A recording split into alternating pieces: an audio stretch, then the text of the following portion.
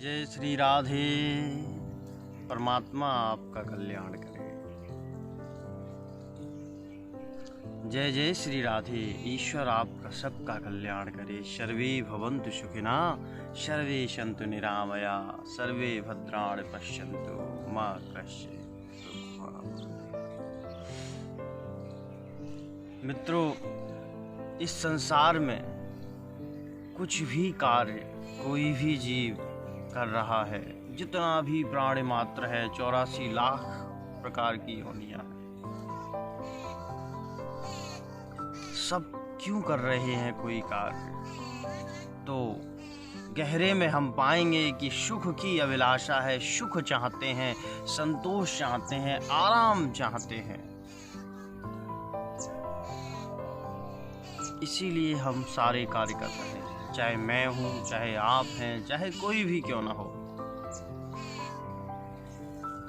और जिस चीज को हम चाहते हैं, भगवान बुद्ध ने कहा, जिसको चाहोगे वह प्राप्त कर ही लोगे, इस जन्म में नहीं तो किसी और जन्म में। इसलिए जो कुत्ते के प्रेम में पड़ जाते हैं, पाश्चात्य सभ्यता के वशीभूत होकर, नाना प्रकार के कुत्ते हैं, नाना प्रकार की उनकी नस्लें हैं, कोई किसी पशु के प्रेम में पड़ गया है, वह स्वयं को पशु बना ही लेगा। देर अबेर वह पशु ही बन जाएगा। श्रीमद् भगवद गीता में भगवान श्री कृष्ण भी यही कहते हैं, अंतकाले च मामेव स्मरणं मुक्त्वा कलेवरम यह प्रयाति समद्भावं यत्र नास्त्यत्र संशयम् यं यं वा स्मरन् भावं त्यजत्यन्ते कलेवरम तम तमेवैति कौन्तेय तस्मात् तद्भाव भावितः। जिसका हम स्मरण करेंगे वैसी ही अंतमति सुगति, वैसी ही हमारी स्थिति हो जाएगी। और आपने कभी ख्याल किया है, जिससे आप प्रेम करते हैं उसका चलना, उठना, बैठना, उसका बोलना आपको बड़ा अच्छा लगता है, और धीरे धीरे आपको पता ही नहीं चलता आप कॉपी करने लगते हैं। वह जो खा लेता है उसे रख लेते हैं, वही आपको भी फिर अच्छा लगने लगता है। वह जो बोल देता है वह आपको भी अच्छा लगने लगता है। या तो हम तर्क के माया जाल में जीते हैं कि कोई तार्किक रूप से सही कह देता है, हमें अच्छा लगने लगता है, या फिर मोह के माया जाल में हम जीते हैं, फिर वह जो भी कहे वो सब अच्छा लगता है। इसलिए प्रीति को बड़े ही सहज होकर कीजिए। ये बात एकदम से अपने हृदय में रख लीजिए कि जो प्रीति है वह हर किसी से नहीं करनी। प्रेम हर किसी से मत कीजिए। आप वैसे ही हो जाते हैं, आप वैसी ही ऊर्जा को, वैसी ही यादों को अपने शरीर में समेट लेते हैं।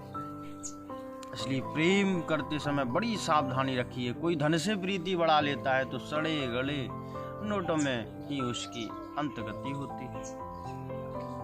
धन कौन का और कब किसके साथ गया। कोई पत्नी से प्रेम करता है तो पत्नी को ही सब कुछ समझने लगता है, जिसको हम जोरू का गुलाम कहते हैं। तो ये जो प्रीति है इसको बड़े सहज ढंग से करना है। 3 स्तर पे प्रीति होती है। एक स्तर पे जो प्रीति होती है वह समता में होती है, जिससे किसी मित्र से प्रेम होना, पत्नी से प्रेम होना, जो समान स्तर के हैं, भाई का प्रेम, बहन का प्रेम। एक प्रीति होती है जो बड़ों से होती है, माता पिता से, गुरुजनों से, जिसको श्रद्धा कहते हैं। यह प्रीति करना बड़ा कठिन दुष्कर होता है, क्योंकि इसमें अहंकार को छोड़ना होता है। अहोभाव से किसी के सामने झुक जाना, आनंदित हो जाना, ये जो प्रीति है ये आपका ऊर्ध्वगमन करती है। इससे आपकी चेतना ऊपर की ओर उठती है। आप ऐसे कार्य जो स्वयं नहीं कर पा रहे थे, कई प्रकार हमने ऐसे मित्रों को देखा कि हम तंबाकू खाते हैं, छोड़ नहीं पाते, हम शराब पीते हैं, छोड़ नहीं पाते। स्वयं का नियंत्रण जब नहीं रहता, स्वयं का संकल्प जब कमजोर हो जाता है, तब जो हमारी मदद करते हैं गुरुजन और माता पिता होते हैं। माता पिता और गुरु की वाणी बिनहि विचार करहु जन जानी। ऐसे ऐसे कई हमें उदाहरण महापुरुषों के मिलते हैं कि उन्होंने स्वयं संघर्ष किया, श्रम किया, संकल्प लिया, लेकिन वह अपनी ही वासनाओं के सामने स्वयं को कमजोर जान पाए। तब उन्होंने गुरुजनों का आशीर्वाद लिया, गुरु में श्रद्धा रखी, गुरु वाक्य को ही मोक्ष मूलम मान लिया, गुरु वाक्य को ही सृष्टि का आधार मान लिया, और वह अपनी वासनाओं से, अपने द्रोणों से जीत सके। एक क्षण में ऐसा हो जाता है। अगर हम गुरु पर भरोसा रखते हैं, माता पिता पे भरोसा रखते हैं, माता पिता में अगाध श्रद्धा जब हमारी होती है, अहंकार तो इससे मूल नाश होता ही है, सद्गुणों का विकास होता है। गुरु का वाक्य फिर क्या, सिद्धि हो गई, सुनते ही सिद्धि हो जाती है, ऐसी श्रद्धा हो। लेकिन यह बड़ी कठिन है, और आज कलिकाल में तो बड़ी कठिन है। लोग कहते हैं कलयुग में गुरु कहाँ, सतयुग में हुआ करते थे। ये तो बड़ा कलयुग चल रहा है, संगम युग चल रहा है, इसमें तो फ्रॉड गुरु हैं। शिष्य की कोई योग्यता नहीं, गुरुओं की बड़ी योग्यताएं हैं। मैंने एक कहानी सुनी थी